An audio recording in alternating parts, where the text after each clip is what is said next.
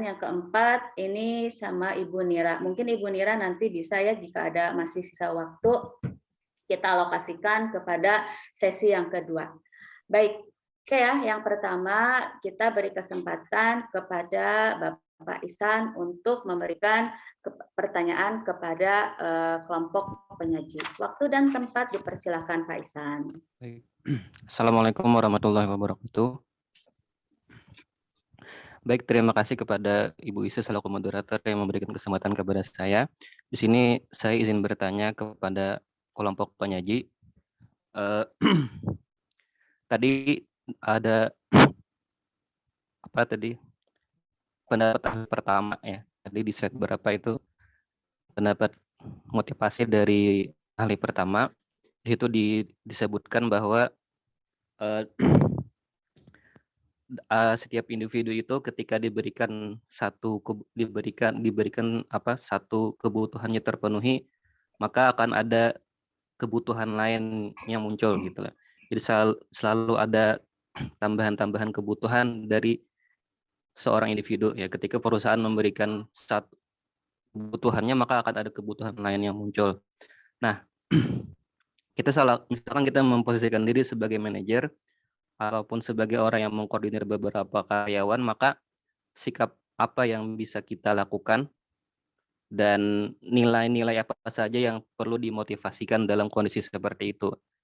Itu saja pertanyaan dari saya. Terima kasih.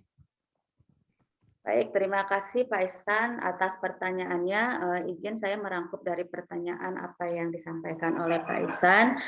Di sini dari beberapa macam pendapat. Yang pertama di sini ada pendapat teori motivasi, di mana teori motivasi ini menyebutkan akan ada muncul daripada kebutuhan-kebutuhan yang sudah terpenuhi. Lalu jika posisi kita seorang manajer, ya, sikap apa yang akan kita lakukan, dan teknik apa yang bisa dibantu, Pak? Teknik apa?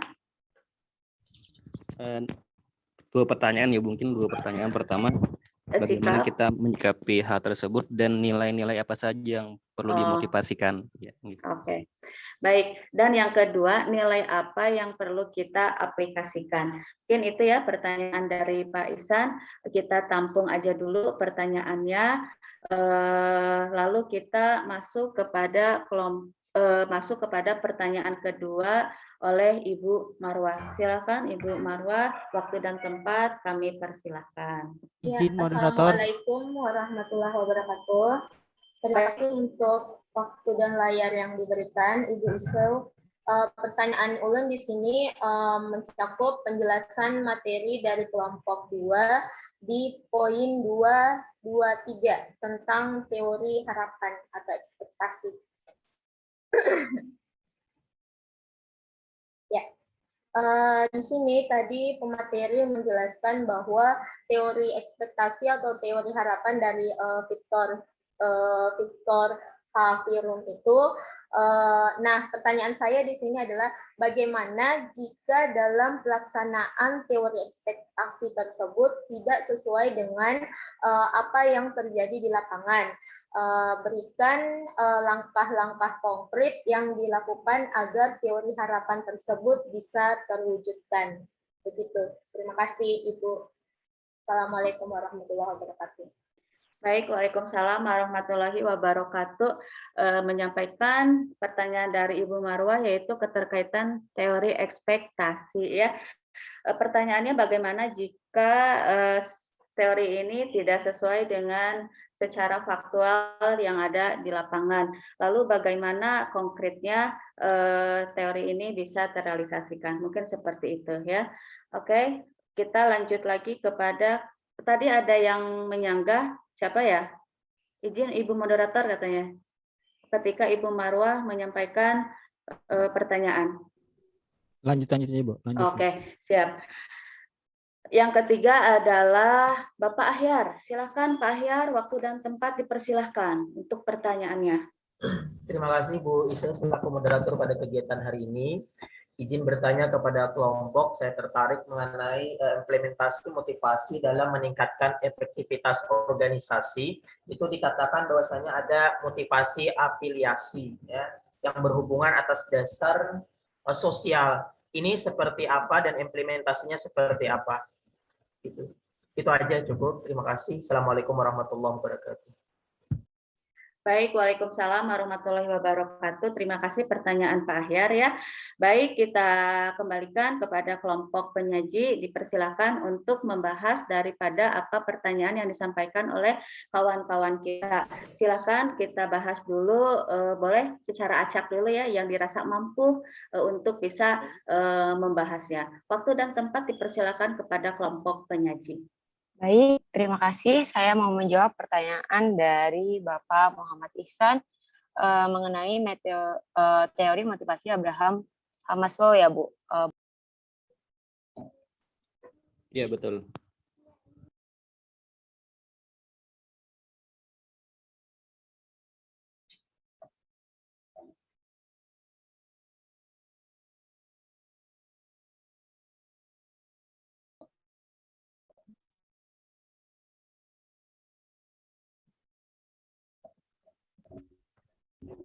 Suaranya Bu Ika suaranya.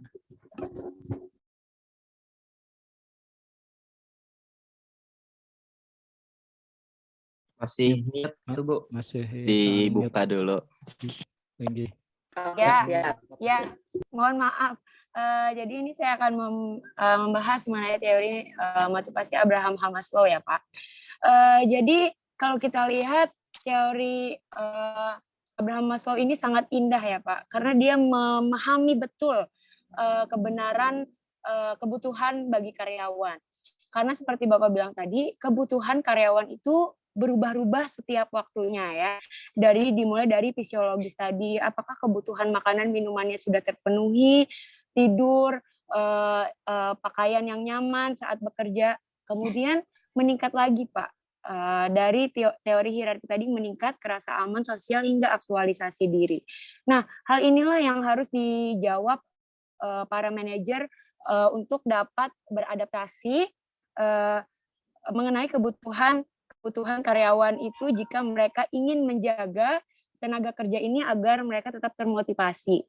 Di mana di sini para manajer harus mendorong keefektivitasan secara interpersonalnya. Misalnya tadi untuk menuju seorang pekerja pada paling tinggi yaitu aktualisasi diri, maka tentunya ada teknik-teknik yang dipakai. Misalnya manajer ini melakukan adanya cross training di mana ada penempatan para karyawan ini di jabatan yang berbeda atau di luar bidangnya untuk agar dia lebih merasa tertantang dan termotivasi dalam pekerjaannya. Misalnya diberikan penugasan khusus kepada karyawan tadi.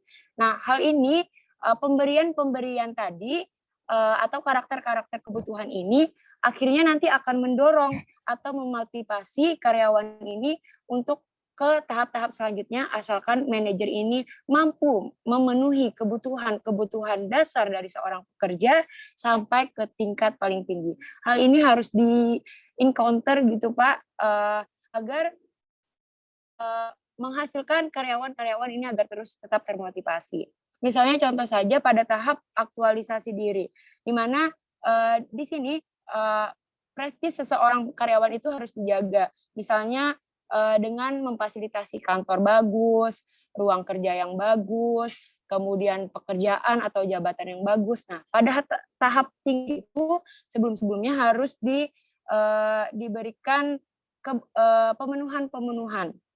Misalnya lagi ke bawah ada penghargaan tadi, di mana ke atas Pak, ya. Nah, misalnya ada penghargaan tadi. Jika seorang karyawan ini dapat melaksanakan goalnya, maka akan diberikan semacam reward, salary-nya naik, kemudian jabatannya naik. Nah, begitu Pak menurut saya. Itu saja menurut saya. Jadi Cukup jika ada teman kelompok ingin menambahkan, silahkan. Ya, saya ingin Sini. menambahkan Ibu Moderator. Anjay. Silakan Ibu Ya. dipersilakan untuk penguatan dari kelompok dia. Waktu dan tempat. Ya, di sini. Ya, Assalamualaikum warahmatullahi wabarakatuh. Terima kasih moderator yang memberikan kesempatan. Di sini saya menambahkan saja tentang tingkat-tingkat kebutuhan menurut Maslow. Yang pertama itu kebutuhan yang bersifat fisiologis. Nah, ini kebutuhan minum, makan, pakaian, tempat tinggal, dan sebagainya. Kemudian yang kedua, kebutuhan akan rasa aman. Apabila sudah kebutuhan yang pertama terpenuhi, maka kebutuhan yang berikut juga ingin dipenuhi. Rasa aman, setiap orang memerlukan rasa aman. Kemudian lagi kebutuhan sosial, rasa memiliki. Nah, kita saling bertukar pikiran terhadap teman-teman sejawat kita. Kemudian lagi kebutuhan akan penghargaan. Di sini diberikan penghargaan kepada orang yang berprestasi. Yang selanjutnya yaitu kebutuhan untuk mempertinggi kapasitas kerja. Nah, apabila kebutuhan yang pertama sudah bisa dipenuhi, maka kebutuhan pada tingkat selanjutnya akan menjadi utama lagi.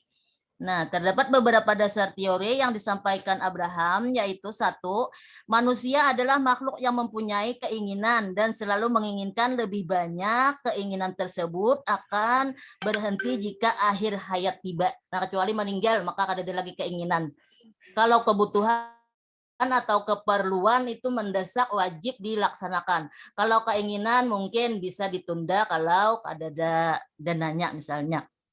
Kemudian lagi suatu kebutuhan yang sudah terpenuhi tidak akan menjadi motivator bagi pelakunya. Jadinya ada motivasi lagi untuk melakukan karena sudah terpenuhi kebutuhannya itu tadi. Yang seterusnya kebutuhan manusia tersusun dalam satu jenjang. Nah, jenjang satu sudah, jenjang kedua lagi, yang ketiga lagi, dan seterusnya. Sampai dia meninggal, maka tidak ada lagi kebutuhannya. Itu pun meninggal itu ada kebutuhan yang hidup untuk melanjutkannya kepada menguburkannya dan sebagainya.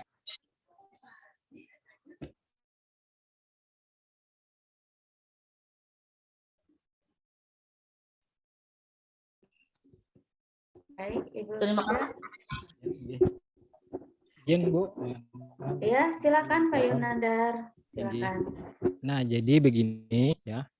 Tadi terkait masalah teori motivasi dari Abraham Maslow ini, menurut Maslow bahwa motivasi pada manusia pada umumnya itu dikategorikan menjadi 5 secara umum. Menurut Maslow menjadi 5. Ada fisiologis, kemudian rasa aman, sosial, penghargaan, dan aktualisasi diri. Kemudian yang 5 macam ini diurutkan lagi menurut Maslow. Nah, yang paling mendasar adalah fisiologis. Jika fisiologis tidak terpenuhi, otomatis rasa aman tidak terpenuhi. Rasa aman tidak terpenuhi, otomatis sosial tidak terpenuhi. Jika sosial tidak terpenuhi, penghargaan tidak terpenuhi, otomatis aktualisasi diri. Jadi jangan mimpi untuk menghasilkan aktualisasi diri jika faktor-faktor yang di bawahnya tidak terpenuhi. Ini pandangan Maslow ya secara umum, kebanyakan orang gitu. Ada ya mengatakan bahwa teori Maslow ini diterapkan, diimplementasikan bagi organisasi yang makro. Maksudnya ini secara umum yang lebih luas. Misalnya kita meneliti untuk beberapa situs, misalnya di dinas pendidikan ini, kemudian lagi di lain-lain sebagainya. Artinya bukan hanya satu instansi saja secara umum. Nah, berbeda dengan teori motivasi 2 faktor menurut Herzberg ya. Kalau menurut Herzberg ini itu berlaku mikro, artinya lebih spesifik lagi. Nah, makanya sini terkait dengan pertanyaan nomor dari Bapak Ihsan, apa yang dilakukan? Nah, ya kan? Nah, oleh karena motivasi ini bersifat unik, maka untuk lebih mendetail, maka teori motivasi yang dipakai, yang diterapkan adalah teori dari Herzberg. Nah, untuk memakai motivasi Abraham Maslow ini digunakan untuk secara makro, untuk secara mendetail, secara eksplisit yang lebih mendalam, kan motivasi orang-orang itu beda-beda. Nah, untuk lebih mendalam, maka yang digunakan adalah teori Herzberg. Demikian penjelasan dari kelompok kami. Terima kasih. Baik, terima kasih kepada para anggota penyaji yang sangat detail sekali ya memaparkan secara teorinya. Kita kembalikan kepada Pak Ihsan. Bagaimana Pak Ihsan? Ada sanggahan, tanggapan, atau ada yang lainnya? Ya, pertanyaan sudah terjawab, Bu. Saya Baik. kira cukup. Ya. Baik, terima kasih. Oke, lanjut ya. Sekarang kita lanjut ke pertanyaan berikutnya kepada kelompok penyaji. Dipersilahkan. Bu Isa, bisa ulang pertanyaan Pak Ahyar?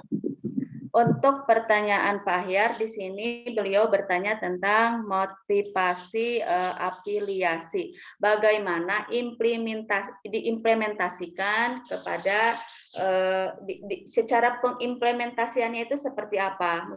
Ya, seperti ulun kurang tepat pertanyaannya bisa diulang lagi oleh Pak Ahyar. Oke. Ulun jawab, izin menjawab. Jadi kebutuhan ketiga yaitu need of application. Dalam konteks pendidikan ya Bu, kebutuhan aplikasi akan terwujud dalam proses pembelajaran di mana adanya interaksi baik guru dengan siswa maupun siswa dengan siswa.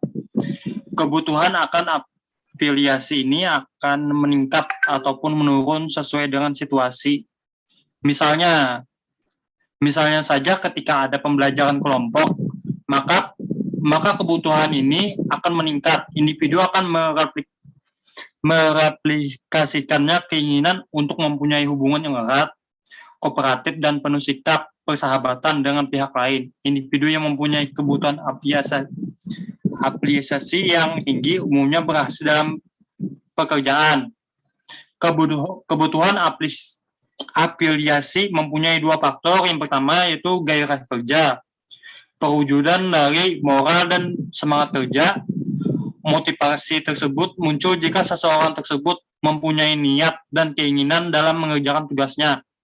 Yang kedua yaitu interaksi dengan orang lain adalah suatu komunikasi yang dilakukan dengan orang lain. Pada dasarnya, setiap individu tidak dapat hidup sendiri dan saling membutuhkan dengan individu yang lain.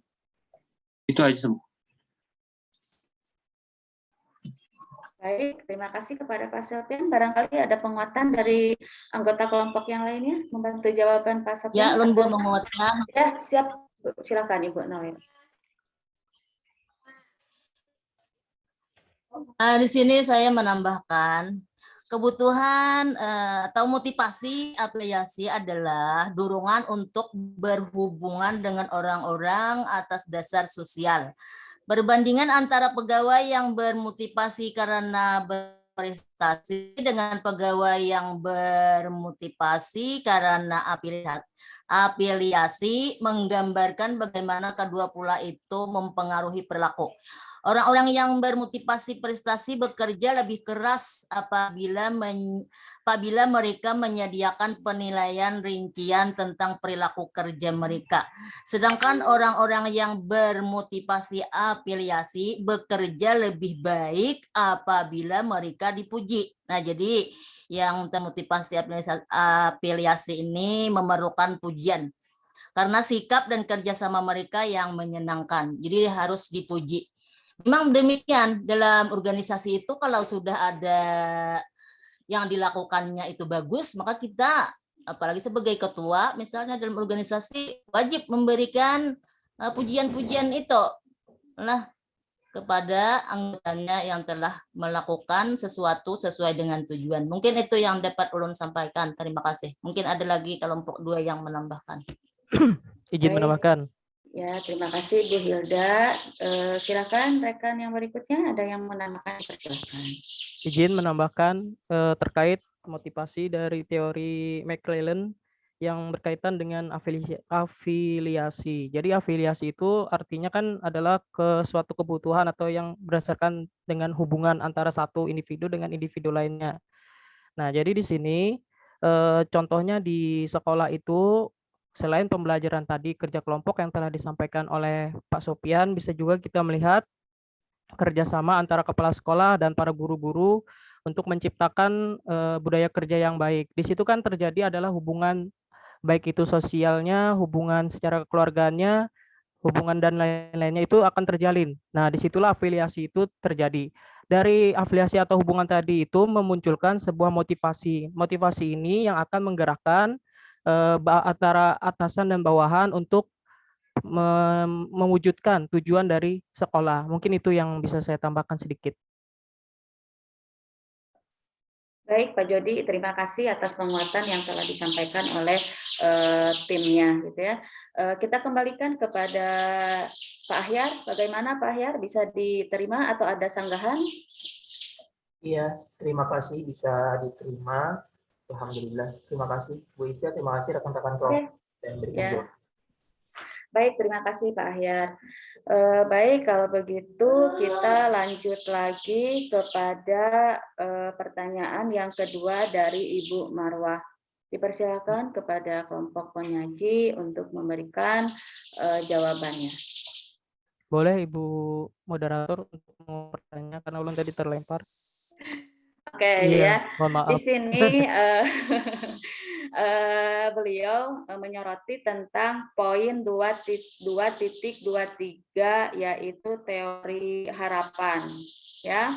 Teori harapan dari vektor. Ya, betul itu. Lalu di sini beliau bertanya, Ibu Marwah, bagaimana jika teori tersebut itu terkendala diaplikasikan di lapangan? Nah, itu yang pertama. Lalu yang kedua, bagaimana langkah konkretnya? Seperti itu ya, garis pertanyaan dari Ibu Marwah. Baik, terima kasih. Ulun mencoba menjelaskan dan nanti mungkin dari teman-teman kelompok akan menambahkan juga. Kalau mendapat saya dari teori eksistensi teori dari Victor Fromm ini, sebelumnya kita ketahui bahwa teori ini memunculkan motivasi untuk bekerja. Jadi motivasi ini terjadi karena adanya harapan seseorang yaitu pekerja dan juga harapan dari manajer untuk menggapai tujuan yang ada di perusahaan atau di sekolah lah, ibaratnya seperti itu. Nah, apabila ini ada kendala, otomatis sang atasan itu akan mencoba kiat-kiat lainnya supaya muncul motivasi dari para pekerja yang turun motivasinya agar tujuan tadi tercapai. Setidak-tidaknya motivasi yang ditunjukkan itu seperti contohnya itu kan ada 3 tadi. Boleh Pak dilihat ke slide 24 kalau nggak salah, nomor 24. Nah, jadi berdasarkan 3 ini kita sebagai manajer atau atasan harus mengerti dulu. Yang pertama harapan. Jadi kan setiap orang bekerja itu pasti ada suatu harapan yang memunculkan bahwa dia itu ingin bekerja di tempat kita, itu pertama. Yang kedua adalah nilai. Jadi setiap setiap orang yang ingin bekerja itu pasti memiliki suatu kelebihan. Nah, itu yang dijadikan nilai supaya ditunjukkan kepada atasan agar mendapatkan sebuah imbalan. Yang ketiga tadi instrumentality itu adalah pertautan atau penggabungan antara usaha, performanya dan hasilnya nanti outcome-nya. Jadi ketiga hal itu nanti akan memunculkan sebuah namanya penghargaan. Nah, bagaimana cara kita sebagai para manajer atau kepala sekolah ataupun atasan nantinya agar memunculkan motivasi? Boleh dari pertama kalau menurut ulun kita naikkan gajinya, mungkin honornya kita naikkan, bisa seperti itu supaya memunculkan motivasi. Tetapi untuk imbalan ini kendalanya adalah setiap orang pasti memiliki motivasi berbeda antara satu dan lainnya. Misalkan satu orang ini bekerja di sini ingin gaji yang tinggi misalkan. Ada lagi yang satunya ingin bekerja di sini harapannya itu supaya mendapatkan penghargaan. Jadi sebagai atasan kita harus tahu dulu apa motif dari para pekerja kita atau guru-guru atau bawahan kita bekerja di tempat kita tuh apa. Jadi itu yang fokusnya yang kita naikkan agar apabila motivasi menurun, kita bisa meningkatkan motivasi dari para pekerja yang berfokus kepada harapan para pekerja tersebut. Begitu mungkin yang bisa saya tambahkan, biasa saya jawab. Oke, baik. Terima kasih Pak Jody atas pemaparan yang telah tersampaikan. Barangkali ada kelompok anggota yang lain yang mau menambahkan? Baik, saya ingin menambahkan Bu Isa. Silakan Bu Isa. Ya, berdasarkan pertanyaan tadi, jika tidak sesuai ekspektasi, maka apa yang akan terjadi? Saya akan menjawab bahwa akan timbul namanya apatisme, kemudian kebosanan, rasa putus asa, dan akhirnya karyawan akan mementingkan diri sendiri. Nah, di situ sudah dijelaskan oleh Prum bahwa juga kita seperti Pak Jody bilang tadi, kita harus memiliki satu nilai apa yang ingin diberikan kepada karyawan itu sendiri. Misalnya untuk mendapatkan hasil yang baik atau hasil yang positif, maka tidak hanya kita kemudian menyampaikan ini akan ada reward seperti ini, tapi juga sebagai manajer kita bisa menawarkan dia ingin memilih memilih apa jika dia dapat mencapai hasil yang diinginkan oleh sebuah organisasi. Misalnya contoh saja, seseorang mungkin akan lebih berharap untuk mendapatkan promosi naik jabatan dibanding dengan bentuk uang atau insentif. Nah, akhirnya orang ini akan setelah dia milih, orang ini akan lebih condong kepada dinaikkan jabatan atau didapatkannya promosi dibandingkan dengan intensif tadi. Nah, hal-hal penawaran seperti inilah yang dibilang Prum dalam teori harapannya, bahwa ternyata salah satu caranya adalah kita dapat memperhatikan keinginan atau nilai yang karyawan butuhkan. Itu tambahan dari saya. Terima kasih. Baik, terima kasih Ibu Ika ya atas penguatannya. Ya. Barangkali ada lagi kelompok Ya, dari. ini menambahkan Bu.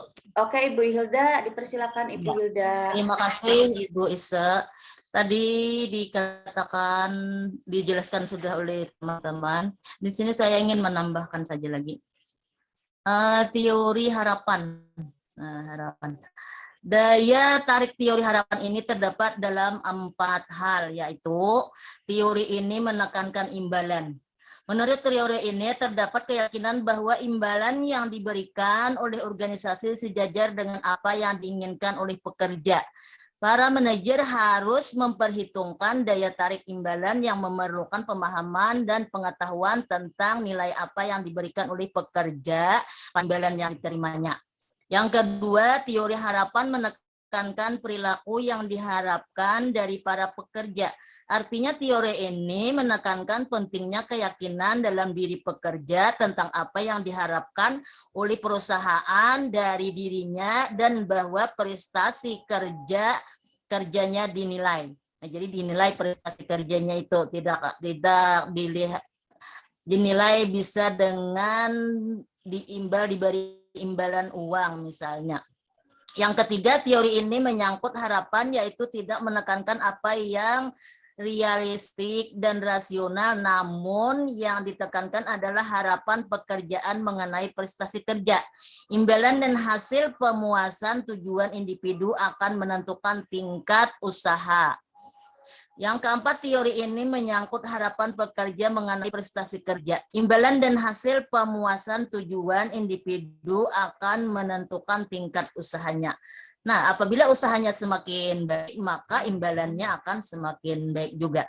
Kelebihan dan keterbatasan teori harapan ini, satu kelebihannya, teori harapan mendasarkan diri pada kepentingan individu yang ingin mencapai kepuasan maksimal dan ingin meminimalkan ketidakpuasan. Teori ini menekankan pada harapan dan persepsi apa yang nyata dan aktual. Teori harapan menekankan pada imbalan. Kemudian lagi teori harapan sangat fokus terhadap kondisi psikologis individu, di mana tujuan akhir dari individu untuk mencapai kesenangan maksimal dan menghindari kesulitan.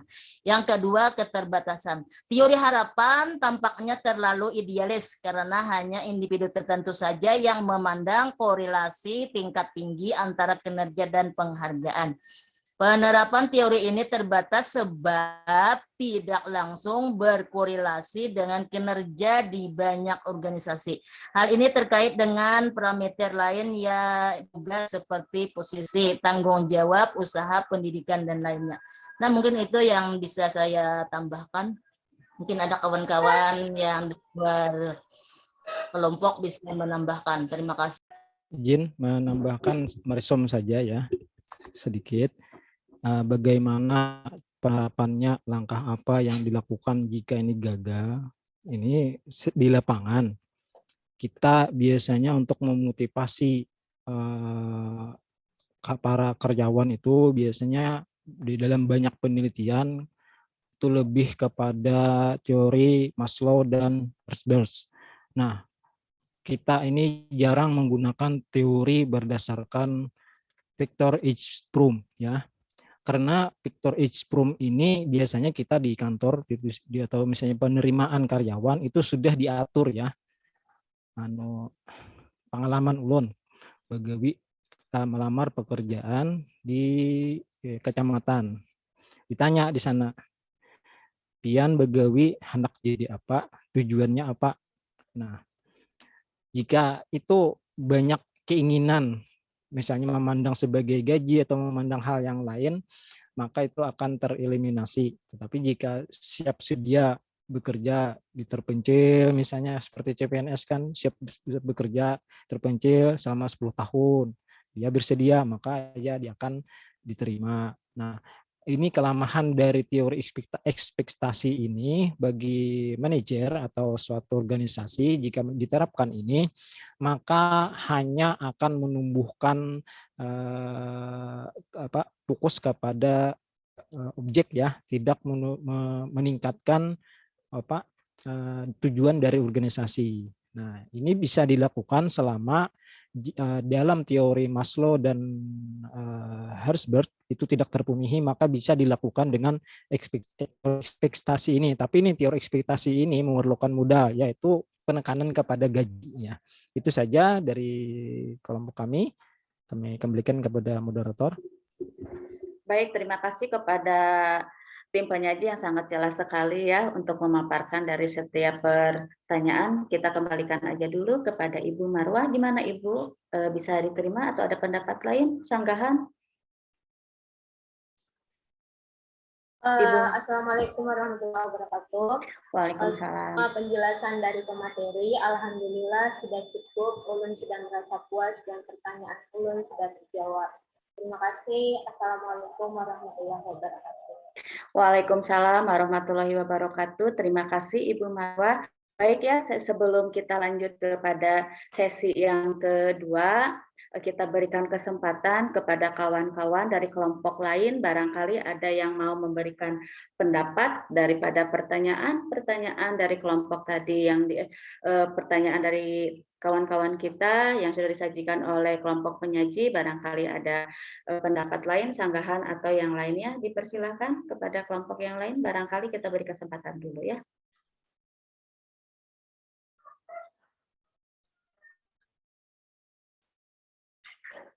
Oke, sepertinya tidak ada ya pendapat dari kelompok yang lain. Baik, kita buka lagi kepada sesi yang kedua. Baik, di sini masih bertahan ya dengan Ibu Nira. Baik, waktu dan tempat kepada Ibu Nira dipersilahkan. Terima kasih moderator. Assalamualaikum warahmatullahi wabarakatuh. Waalaikumsalam warahmatullahi wabarakatuh. Mohon izin di sini saya mengajukan pertanyaan terkait kondisi yang sering kita hadapi di dunia kerja kita ya, baik itu di sekolah ataupun di organisasi perangkat daerah. Ada bermacam orang, yang ada 4 macam biasanya ketemu orang kita di organisasi, baik itu di sekolah ataupun di SKPD. Ada orang yang punya kemauan tapi tidak punya kemampuan. Ada orang yang punya kemampuan tapi tidak punya kemauan dalam bekerja. Ada yang punya kemampuan, tidak punya kemampuan juga tidak punya kemauan. Nah, yang terakhir, ini biasanya minoritas nih, mampu dan mau. Ada kecenderungan budaya yang mungkin kita bisa lihat sama-sama di keseharian kita, pimpinan organisasi cenderung hanya memberdayakan mereka yang mau dan mampu, dan mengabaikan 3 kelompok yang lain. Asal organisasi jalan, yang mereka yang mau dan mampu inilah yang diberdayakan. Jadi di sini situasi kerja, kadang-kadang situasi iklim kerja di organisasi kita jadi tidak kondusif. Yang santai ya santai, yang bekerja ya bekerja. Pertanyaan saya ke kelompok, mungkin ada sedikit paparan dari kelompok, teori motivasi mana nih kira-kira yang bisa diterapkan dengan situasi yang di lapangan seperti ini, motivasinya kita arahkan ke pemimpinnya, organisasinya kah? Atau bagaimana menurut kelompok ini? Terima kasih moderator atas waktu dan kesempatannya. Baik, kepada Ibu Nira, terima kasih atas pertanyaannya. Sepertinya tidak ada lagi pertanyaan ya. Tadi sempat saya melihat, oke, atau kita langsung dijawab aja terlebih dahulu kepada kelompok penyaji ya, sebelum lanjut kepada kelompok tanya yang kedua. Di sini Ibu Nira menjelaskan bahwa pertanyaan beliau ini di sini secara faktual itu ada 4 macam orang ya di dalam sebuah organisasi atau di sebuah dunia kerja. Yang pertama di sini ada orang yang memiliki kemauan tetapi ada ketidakmampuan, tetapi ada kemauan. Yang ketiga tidak memiliki apa gitu ya. Dan yang terakhir ini adalah mampu dan mau. Sementara seorang pemimpin itu lebih kepada memprioritaskan kepada kaum yang mampu dan mau. Mengacu kepada teori yang ada, teori motivasi yang mana untuk bisa diterapkan di organisasi tersebut. Mungkin seperti itu ya, kurang lebih pertanyaannya. Dipersilakan kepada kelompok Haji bisa membahas daripada pertanyaan Ibu Mira. Waktu dan tempat dipersilakan. Baik, terima kasih Ibu moderator dan juga Ibu Nira yang telah menanyakan mengenai praktek di lapangan ya. Bagaimana jika kita biasanya ditemui dalam perilaku seseorang individu. Perilaku individu itu memiliki 4 karakter dalam bekerja. Ya, itu masalah kemampuan dan kemauan tadi ya, kombinasinya itu. Nah, bagaimana cara menghadapi ini? Ini menurut kami kelompok itu kompleks ya. Tidak hanya berpengaruh kepada motivasi saja. Karena untuk meningkatkan kinerja itu bisa jadi kepemimpinan, boleh. Kemudian iklim kerja juga boleh. Lingkungan sosial kerja bisa dilihat juga. Kemudian tadi supervisi bisa kita lihat juga. Nah, kemudian kompetensinya juga kita bisa lihat. Nah, masalah motivasi itu bagian dari untuk meningkatkan kompetensi seseorang, itu hanya bagian ya. Nah, bagi terkait dalam motivasi yang mana untuk diterapkan yang paling cocok, ini jika itu organisasinya seperti sekolah, hanya satu sekolah, atau misalnya hanya dalam satu SKPD, maka bagi kelompok kami ini yang paling cocok ya, bisa diterapkan menggunakan teori Herzberg ya, dan juga bisa menggunakan teori siapa tadi ya, Maxellen ya, yang prestasi tadi. Nah, itu saja menurut kami kelompok. Mungkin dari kelompok yang lain bisa menambahkan. Baik, terima kasih Pak Yunandar ya.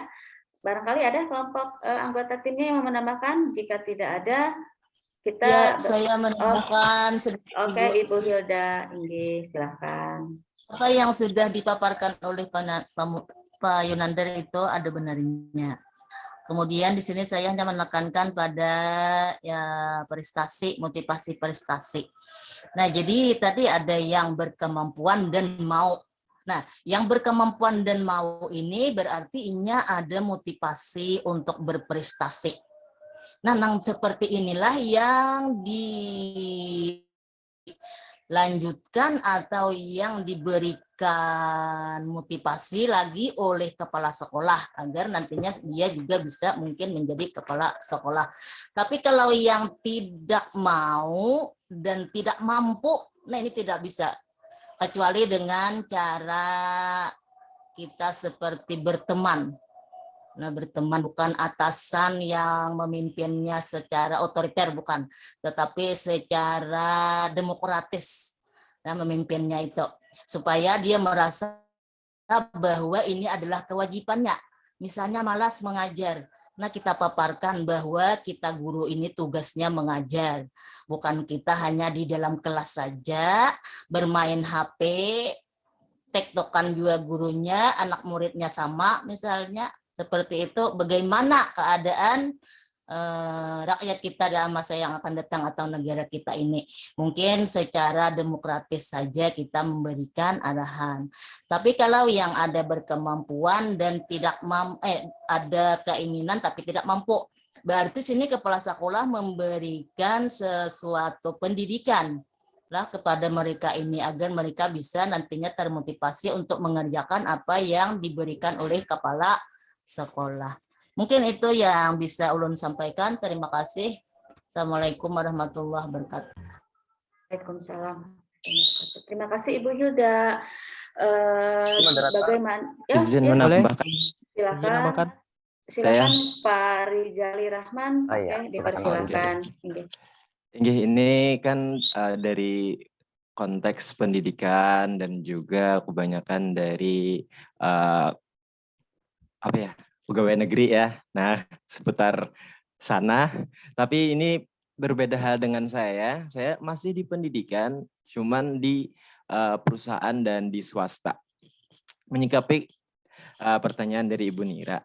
Kondisi yang dihadapi tadi kan ada 4 gitu ya. Ada kemauan, tidak ada kemampuan. Tidak ada kemauan tapi ada kemampuan. Tidak mau dan tidak mampu, dan mau dan mampu.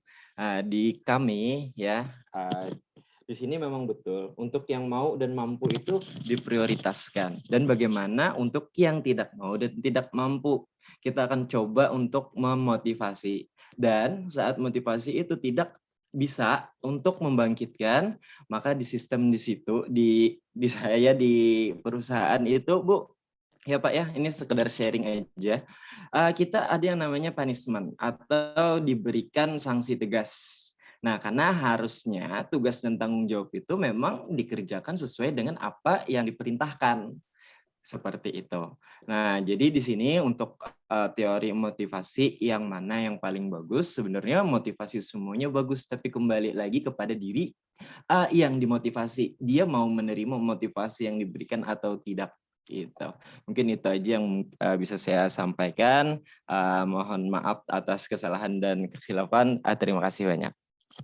Baik, terima kasih kepada Pak Rizali Rahman. Barangkali Pak Karno tadi yang mau mengemukakan pendapatnya, dipersilakan. Silakan. Ya, Bu. Setuju juga dengan pendapat Pak Rizali tadi, bahwasanya apa yang terjadi di lapangan tadi emang ada 4 karakter tadi tentang manusia ya. Nah, untuk motivasi itu sendiri implementasinya jadi menyesuaikan Bu Nira ya. Jadi seperti yang sudah disampaikan Pak Rizali tadi. Jadi untuk misalkan kalau yang tidak mampu dan tidak mau, itu ya harus ada yang namanya paksaan tadi. Nah, di situ. Jadi di sini mungkin kalau kita lihat dari teori motivasi lebih ke teori itu ya Maslow ya mungkin ya.